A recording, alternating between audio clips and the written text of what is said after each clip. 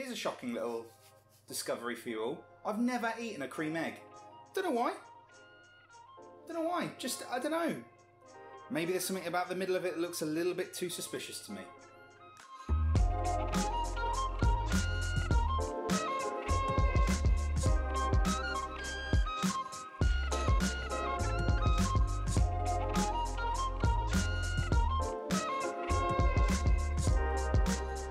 Hey everyone, it's James at Amused Bouche. We're back in the kitchen that we were using over Christmas to bring you a couple of recipes. The one that I'm going to be doing for you today is a chocolate Scotch egg. I mean, it's Easter. And what better time to go absolutely mad for chocolate than Easter, Christmas. That's the other time. Today, we're using these little bad boys. You all know what they are, you all love them. We're going to be making a chocolate Scotch egg. We're going to be wrapping a little cream egg in a ganache and cake crumb mix. Then we're going to be rolling it in some biscotti crumbs to make it look like a proper little Scotch egg. Hopefully we're in the last stretch of lockdown. What better way to celebrate than, one, start going down the park, go on a run, do some exercise, because you're going to start interacting with people soon and you don't want to look a mess, okay? Because you know, and that's talking from experience. Two, treat yourself to something, because all of that guilt is going to come back in June. I've got to be social, I've got to do this, I've got to go to the gym, I've got to go there, I've got to do this, treat yourself a little bit, yeah? Before we start kicking off with socialising with people again, treat yourself. Chocolate Scotch eggs, let's get to it.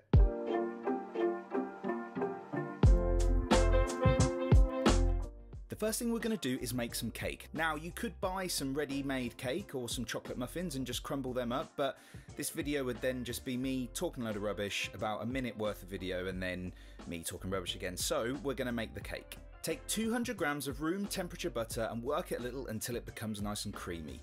This is proving hard to do in this kitchen as it's not being used at the moment and it's probably about -12 degrees Celsius. When it's nice and soft and workable, add 200 grams of caster sugar and cream the two together. Then to this we're going to add 4 eggs, one at a time. So what I'm doing here is gradually incorporating the egg into the butter and sugar. That is until I accidentally put the last 2 in at once, and you know, we're just going to roll with it.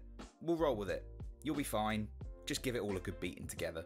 Now for the dry ingredients. Self-raising flour, you're going to want 200 grams of that as well, and a teaspoon of baking powder and 2 tablespoons of cocoa powder. And add a little pinch of salt just for a bit of flavour. Sieve all this into the butter, eggs and sugar mixture and then start to fold it all together. Now here's where you would grease and line a baking tray, but I didn't have any to hand, so instead I'm using these little tinfoil takeaway containers. They're going to do the same job. Remember, we're going to be turning the cake into crumbs anyway, so it doesn't really matter what they look like. Bake it in the oven at 180 degrees Celsius for about 20 minutes and stick a skewer in it to make sure that it's done. Yada yada yada, we all know the drill. If it comes out nice and clean, you're good to go. While the cakes are cooling on a cooling rack, we're going to make some chocolate ganache to help bind the crumbs together. To do this, put 150 grams of double cream into a microwavable bowl, along with 150 grams of chocolate. Had this little beauty hanging around from Christmas, so we're going to smash him up and get him in there. Microwave it all for about a minute and then give it a stir. The cream should be warm enough to melt all the chocolate down until it all becomes smooth and silky like this. Get this in the fridge and let it firm up slightly until it's almost like a paste in texture. We're going to break up our cooled cake now. It needs to be completely cold, and I'm using 2 of these small little cake loaves. Well, you know, one whole one and another one that I've sort of eaten a bit out the side. I didn't bite it, I just broke it off and ate it. But break it down in your hands, rubbing it between your fingers until it all becomes a nice crumb. We now need some sort of breadcrumb for the outside of a Scotch egg. It wouldn't be a Scotch egg if it didn't have a breadcrumb. And that's where these small cafe favourites are going to come into play. Biscotti biscuits. I've got about 150 grams of them and I've put them in a food processor and break them down until they're a fine crumb. Hey everyone, just a quick little disclaimer. I'm very aware that they're called biscoff biscuits, not biscotti. I've had a brain freeze during the voiceover and during the graphics by the looks of things. So apologies for that. We'll get back to the video now. It's biscoff biscuits. Spread them out on the bottom of a baking tray ready for rolling. When your ganache is a paste, add some of the cake crumbs to the bowl. Ah, excellent, look. Goes out of focus just as I start to do that. Well, that is me putting the crumbs in the bowl if you wore glasses and then you took them off. Keep adding the crumb mixture until it looks thick enough so that it'll hold itself together. Then we're going to take a small bowl, let's say somewhere between a ping pong ball and a tennis ball, and then we're going to make a little well in the middle of it with your thumb. Here we're going to pop our little Cadbury's Creme Egg.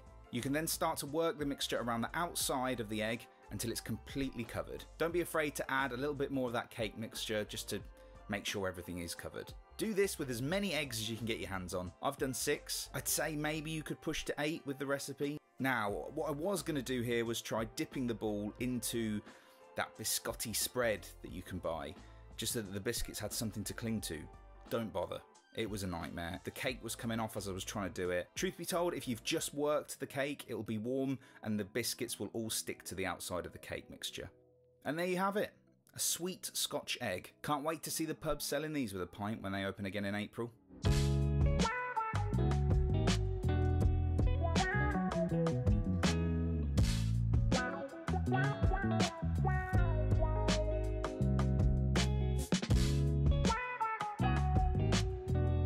So there you have it, a chocolate Scotch egg. What more could you want on an Easter Sunday than this little bad boy? Let me try and bring it up here without them all rolling off. Okay. Ooh, just something to use those at the right temperature. They've worked bloody well, haven't they? Let's give it a try. Here we go. You're about to witness something quite special here. This is me eating a cream egg for the first time.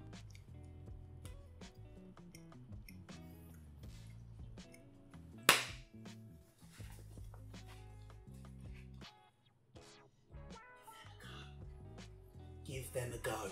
The biscotti crumb on the outside, nice and crunchy, crunch straight into that. Then, luckily, the egg in the middle, because it's like room temperature, the innards of the cream egg really runny and gooey, and that's really great. That's what you want to see. Yeah, and then that chocolate cake with the ganache. The cake's really nice, but mixed with that ganache, it goes nice and compact. It's spongy, it's almost brownie. It's almost like a brownie. That's just lovely. I'm really pleased with that. Thank you very much for watching. Happy Easter, everyone. We're meant to be out of lockdown now, aren't we? That's what Boris said. Meant to be out of lockdown, but we're not. Enjoy your Easter lockdown as much as you can. I don't know when the next Amused Bouche video is going to be.